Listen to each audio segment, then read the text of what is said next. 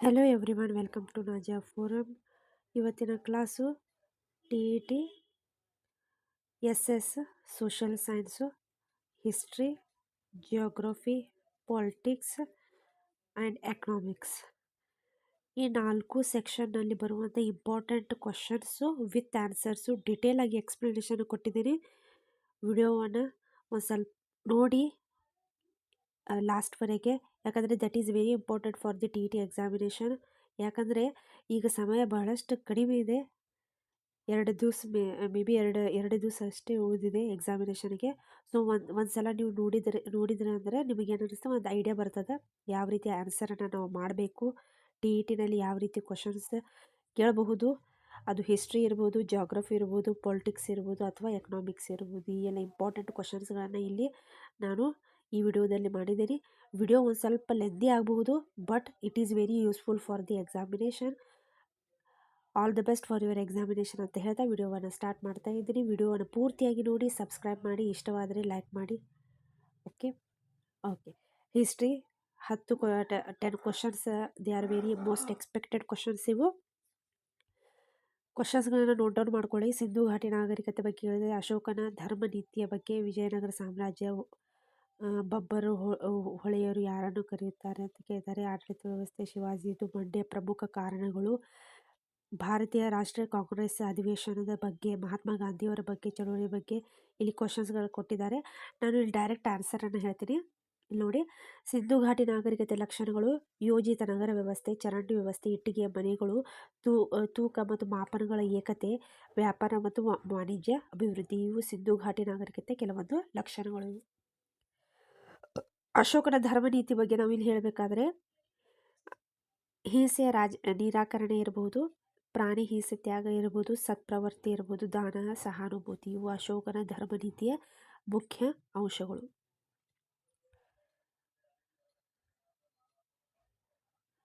ವಿಜಯನಗರ ಸಾಮ್ರಾಜ್ಯ ಸ್ಥಾಪಕರು ಯಾರು ಅಂತ ಕೇಳ್ತಾರೆ. ಇಲ್ಲಿ ಹರಿಹರ ಮತ್ತು ಬುಕ್ಕರಾಯರು ಸಂಗಮ ವಂಶದಿಂದ ಬಂದಂಥವರು ಇವರು. ಬಬ್ಬರರು ಮತ್ತು ಹೊಳೆಯರು, ಬಬ್ಬರರು ವ್ಯಾಪಾರಿಗಳಾಗಿರ್ತಾರೆ, ಹೊಳೆಯರು ಕೃಷಿಕರಾಗಿರ್ತಾರೆ.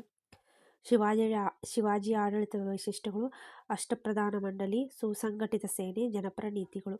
ನಮಗೇನಾಗಿರ್ತದೆ ಅಂತಂದರೆ SS-ನಲ್ಲಿ ದೊಡ್ಡ ಆನ್ಸರ್ಸ್ ಬರೋದು ನಮಗೆ ರೂಢಿಯಾಗಿ ಬಿಟ್ಟಿರ್ತದೆ. ಓಕೆ, ಈ ರೀತಿ ಶಾರ್ಟ್ಕಟನ್ನು ನಾವು ತಿಳ್ಕೊಬೇಕು.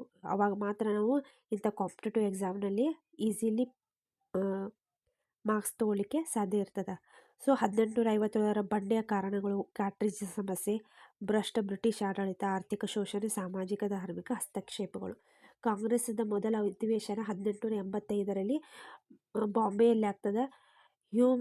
ವ್ಯಾಮ್ ಹ್ಯೂಮ್ ಪ್ರಧಾನ ಸಭಾಧ್ಯಕ್ಷ ಆಗಿರ್ತಾರೆ. AO ಹ್ಯೂಮ್ ಅಂತ ಕರಿತೀವಿ ಅವ್ರ ನಾಮ. ಮತ್ತು ಗಾಂಧೀಜಿಯ ಮುಖ್ಯ ಚಳವಳಿಗಳು: ಅಸಹಕಾರ, ದಾಂಡಿ ಉಪ್ಪು ಸತ್ಯಾಗ್ರಹ, ಕ್ವಿಟ್ ಇಂಡಿಯಾ. ಜಲಿಯನ್ ವಾಲಾಬಾಗ್ ಹತ್ಯಾಕಾಂಡ ಆಗಿದ್ದು 1919. ಅಮೃತ್ಸರ್ ಜನರ ಮೇಲೆ ಜನರಲ್ ಡೈರ್ ಇದ್ದವ ಏನು ಮಾಡ್ತಾನೆ, ಗುಂಡಿನ ದಾಳಿಯನ್ನು ಮಾಡ್ತಾನೆ, ನೂರಾರು ಸಾವುಗಳಾಗ್ತವೆ. ಕರಾಳ, ಇದು ಭಾರತದ ಒಂದು ಇತಿಹಾಸದಲ್ಲಿ. ಸುಭಾಷ್ ಚಂದ್ರ ಬೋಸ್ ಅವರ ಪಾತ್ರ ಏನಾಗಿರ್ತೈತಿ, ಇಂಡಿಯನ್ ನ್ಯಾಷನಲ್ ಆರ್ಮಿ ರಚನೆಯನ್ನು ಮಾಡ್ತಾರೆ. Give me blood, I will give you freedom ಅಂತ ಇದು ಘೋಷಣೆಯನ್ನು ಅವ್ರು ಹೇಳ್ತಾರೆ.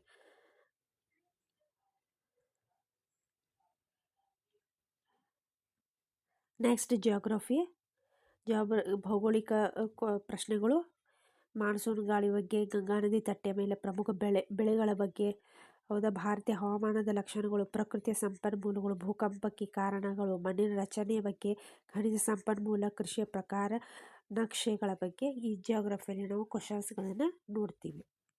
ಅವುಗಳ ಆನ್ಸರ್ಸನ್ನು ನೋಡೋದಾದರೆ, ಸೊ ಭಾರತದ ಭೌಗೋಳಿಕ ವಿಭಾಗಗಳು: ಹಿಮಾಲಯ ಪ್ರದೇಶ, ಗಂಗಾ ಬ್ರಹ್ಮಪುತ್ರ ತಟ್ಟು, ದಕ್ಷಿಣ ಭಾರತೀಯ ಪೀಠಭೂಮಿ, ಕರಾವಳಿ ಪ್ರದೇಶ, ಮರುಭೂಮಿ.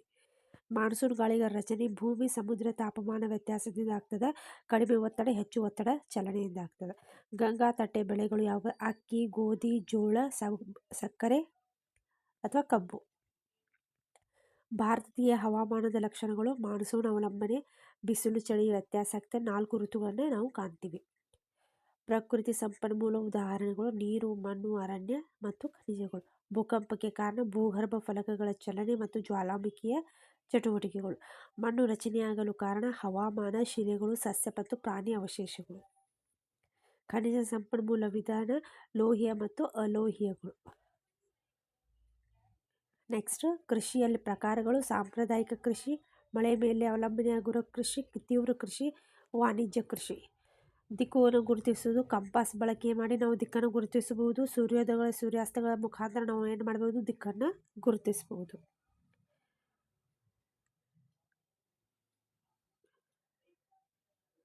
ಓಕೆ, ನೆಕ್ಸ್ಟ್ ಪಾಲಿಟಿ ಬಗ್ಗೆ ಕ್ವಶನ್, ಸಿವಿಕ್ಸ್ ಬಗ್ಗೆ ಕೇಳಬೇಕಪ್ಪ ಅಂತಂದರೆ ಇವು 10 ಕ್ವಶನ್ಸ್ಗಳಿದ್ದಾವೆ ಸಂವಿಧಾನದ ಮೇಲೆ. ಸಂವಿಧಾನ ನಮ್ಮ ಜಾರಿಯಾಗಿದ್ದು 1950 ಜನವರಿ 26ರಂದು ನಮ್ಮ ಸಂವಿಧಾನ ಇದ್ದಿದ್ದು ಜಾರಿಯಾಗಿರ್ತದೆ. ಸಂವಿಧಾನದ ಪ್ರಮುಖ ಲಕ್ಷಣಗಳು ಯಾವುದು?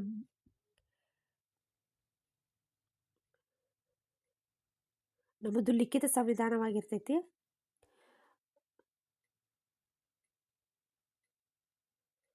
ನಮ್ಮದು ನ್ಯಾಯಾಂಗ ವ್ಯವಸ್ಥೆ ಸ್ವತಂತ್ರವಾಗಿರ್ತೈತಿ. ಮೂಲಭೂತ ಹಕ್ಕುಗಳು ಇರ್ತೈತಿ. ಸರ್ಕಾರದ ಮೇಲೆ ಎಲ್ಲ ಜವಾಬ್ದಾರಿ ಇರ್ತೈತಿ. ಸುಪ್ರೀಂ ಆಗಿರ್ತಾರೆ. ಸಂಸತ್ತಿನ 2 ಸದನಗಳು ಲೋಕಸಭೆ ಮತ್ತು ರಾಜ್ಯಸಭೆಗಳು.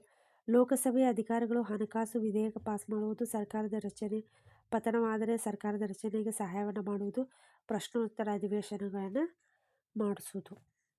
ಮೂಲಭೂತ ಹಕ್ಕುಗಳು: ಸಮಾನತೆ ಹಕ್ಕು, ಸ್ವಾತಂತ್ರ್ಯ ಹಕ್ಕು, ಶೋಷಣೆಯಿಂದ ರಕ್ಷಣೆ ಹಕ್ಕು, ಧಾರ್ಮಿಕ ಸ್ವಾತಂತ್ರ್ಯದ ಹಕ್ಕು, ಸಂಸ್ಕೃತಿ ಮತ್ತು ಶಿಕ್ಷಣ ಹಕ್ಕು, ಸಂವಿಧಾನಿಕ ಪರಿಹಾರದ ಹಕ್ಕು. ರಾಷ್ಟ್ರಪತಿ ಅಧಿಕಾರಿಗಳು ಯಾವ ಬರ್ತದೆ? ಕಾನೂನಿಗೆ ಮನ್ನಣೆ ನೀಡುವುದು, ಸೇನೆಯ ಸರ್ವೋಚ್ಚ ಸ್ಥಾನದ ಮುಖ್ಯಸ್ಥರಾಗಿರ್ತಾರೆ ಅವರು. ಕ್ಷಮಾದಾನ ಅಧಿಕಾರ ಅವರಿಗೆ ಇರ್ತದೆ.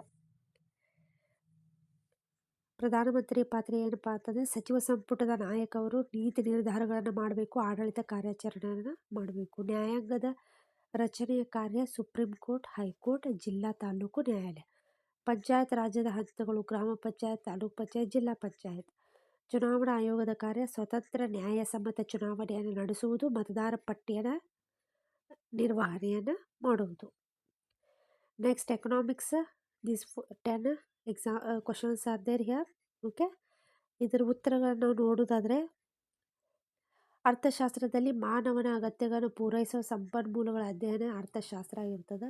ಅಗತ್ಯ, ಆಸೆಗೆ ವ್ಯತ್ಯಾಸ: ಅಗತ್ಯ ಬದುಕಲು ಬೇಕಾಗಿರುವುದು, ಆಸೆ ಬಯಕೆ ಮತ್ತು ಸೌಲಭ್ಯಗಳಿಗೆ ಸಹಾಯವನ್ನು ಮಾಡ್ತದೆ. ಸಂಪನ್ಮೂಲಗಳ ಪ್ರಕೃತಿ: ಮಾನವ ನಿರ್ಮಿತ. ಬಜೆಟ್, ಆದಾಯ ವೆಚ್ಚಗಳ ಯೋಜನೆಗೆ ನಾವು ಬಜೆಟ್ ಅಂತ ಕರಿತೀವಿ. ಬ್ಯಾಂಕ್ ಕಾರ್ಯಗಳು: ಠೇವಣಿ ಸ್ವೀಕಾರ, ಸಾಲ ನೀಡಿಕೆ, ಹಣದ ವರ್ಗಾವಣೆ. ಬೆಲೆ ಏರಿಕೆ: ಸರಕುಗಳ ಮೇಲೆ ನಿರಂತರ ಏರಿಕೆಗೆ ನಾವು ಏನಂತೀವಿ? ಬೆಲೆ ಏರಿಕೆ ಅಂತ ಕರಿತೀವಿ. ರಾಷ್ಟ್ರೀಯ ಆದಾಯ: ದೇಶದಲ್ಲಿ ಒಂದು ವರ್ಷದಲ್ಲಿ ಉತ್ಪಾದನೆಯ ಒಟ್ಟು ಮೌಲ್ಯಕ್ಕೆ ನಾವು ರಾಷ್ಟ್ರೀಯ ಆದಾಯ ಅಂತ ಕರಿತೀವಿ. ಕೈಗಾರಿಕೆ ಉದಾಹರಣೆಗಳು: ಕೌಟುಂಬಿಕ, ಚಪ್ಪಲಿ ಮತ್ತು ಪಾಪಡ್. ಸಣ್ಣ ಕೈಗಾರಿಕೆಗೆ ಆಟಿಕೆ ಮತ್ತು ಬಟ್ಟೆಗಳು.